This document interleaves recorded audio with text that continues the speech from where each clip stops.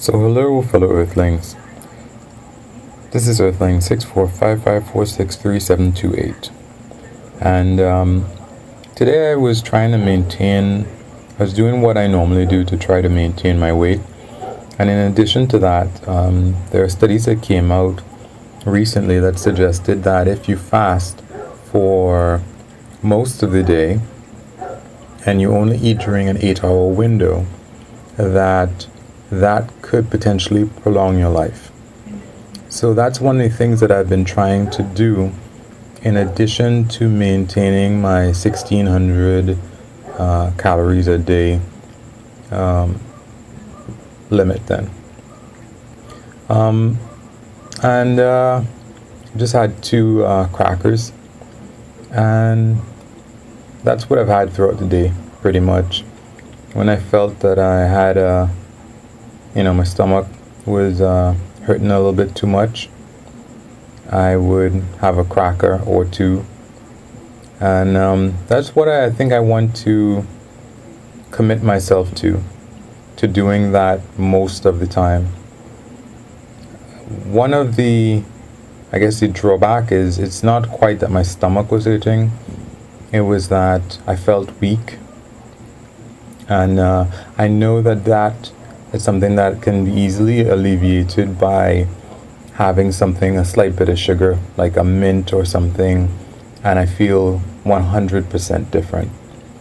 I remember there was a time when I used to deliver newspapers, and I would take a bale of newspapers and go out and deliver as much as I could, and then at some point I would feel absolutely like I'd crashed. Like I could not do one more thing. I would immediately have to stop and just go back home, I was it for the day. But before I did that, I would go to a store, a shop, or a grocery and buy a drink and a snack. Just something in a plastic bag. And Shazam, I would feel rejuvenated. Like I could go back out and deliver no more newspapers, and just a moment before I was done. And that would happen several times throughout the day, I would crash. I'd be like, oh, I can't do this. Oh my God, I'm done. And I would be like, okay, I'm going to go home. It took me a while to realize that this was a process and a cycle, and it was something that was happening repeatedly. But once I did, I kind of understood my body a little bit more, and I realized that I needed to increase my blood sugar, basically. And that's what it was. It wasn't that I was completely tired or whatever, and it's the same thing that happens now, I may think that, oh my God, I am so completely burnt out, and I have a cracker, I have a mint, and like Super Mario. So, well, aside from that, if you're here in my 1600 calorie regime, you may think, oh my God, this dude is he is starving himself to death. Well, I want to see my abs. And yeah, that doesn't help, right? I want to see my abs, and at this weight, I can see my abs. At a higher weight, I can't really make out my abs.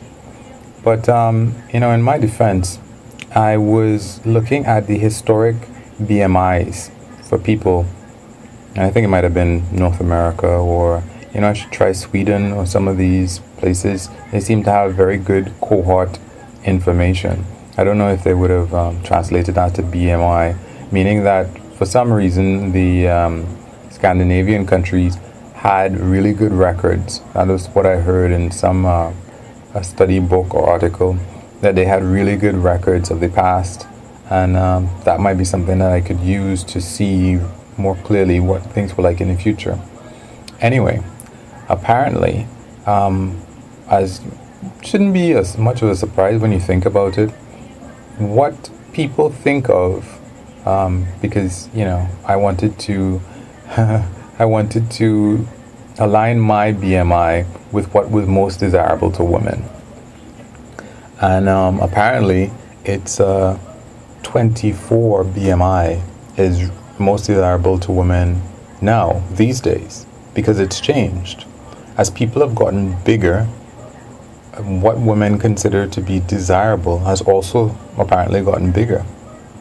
Because when you go back, especially before the Second World War, before the processed food era, BMI of people was a lot less. We look around and we see completely overweight and obese people, and we look at them as normal. And unless somebody is unless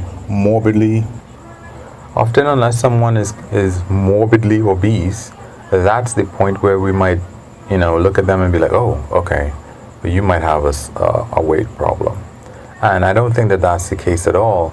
I think it is that, at least for the lifestyle that we have been designed for, these last 200,000 years that humans have been around, I'm sure, just short of morbidly obese and what we now consider to be overweight, wouldn't, you'd have to be like probably a pharaoh or something, or it's just some really extravagantly powerful person for people to look at you and be like, oh yeah, he's really plump, and that's a good thing. But I suppose in the past, now that I'm thinking of it, it really would not have. And I don't think that our understanding of plump is what they would have had as an understanding of plump. I mean, I can think of these paintings. What are they, Botticelli's that they talk about, with women who were, overweight women who were looked upon very desirably. I wonder, well, they would have had to have been, wealthy women, because paint supplies and all these other things would have been expensive, and nobody's painting poor people.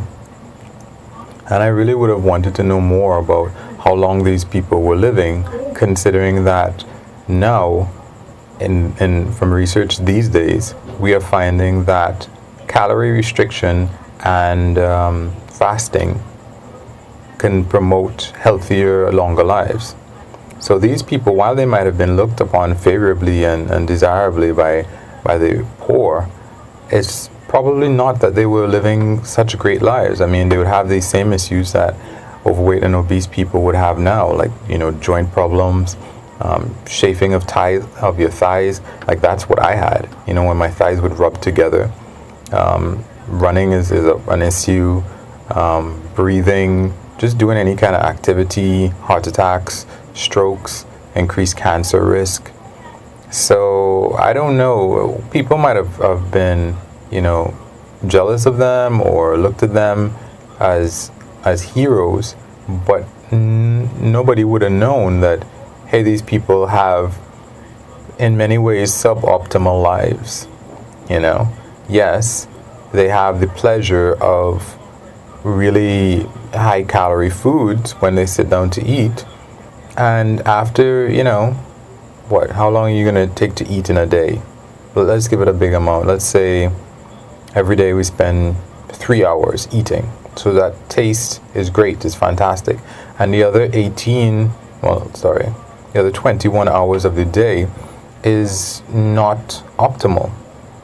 I mean, sure, in a domesticated, like, empires and kingdoms and whatever, past our hunter-gatherer days, which I would have said in a previous video, that the Bible and archaeologists look upon them, and we have hints that those were like our freest, most carefreest existence, time period. But so after we were domesticated and so on, our perspectives might have changed. But that period where, hey, you want something to eat? Let's go see if we can find some berries. Oh, we've been here for a month. The berries and all the other things are kind of running out here. Let's go to some other place and forage there, hunter and gather over there. And I wonder why hunter-gatherer comes first.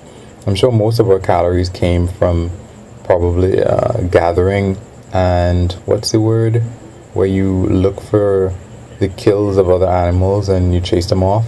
Scavenger. We were more than likely gatherer scavengers, probably is what we were more likely. Even if we had fire, I'm sure it was a lot easier to find something that some of the large carnivore killed and chase them off and eat whatever that was, you know? Because especially if it's something like whatever type of animal, their family, depending, might try to exact revenge, you know? Like if we killed a herbivore, their family might stick around and harass us. But now that I'm thinking about it, the carnivore and her family might harass us as well. So it might not be as easy. But I saw that in an article somewhere that we might have contributed to the demise of carnivores because we were scavenging their stuff, like hyenas do with lions and so on. But maybe it was not cut and dried. But at the same time, yeah, throughout history, it's probably been healthier to have not as many calories as you want at your disposal, because our bodies are not meant for that kind of thing. But yeah, it isn't easy to do that. And you know, I'd like to look like Schwarzenegger.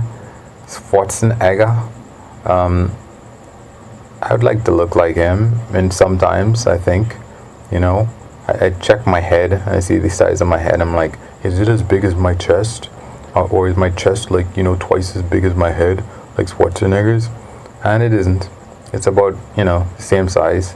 And but I like myself now. I like how I look now. So and I'm okay with not being at the most quote unquote currently the desirable BMI, because it's maybe the healthier BMI for my body. So anyway, guys, as usual, you can wish me lucks, you can like or unlike, you can comment as to why, and you can share or subscribe.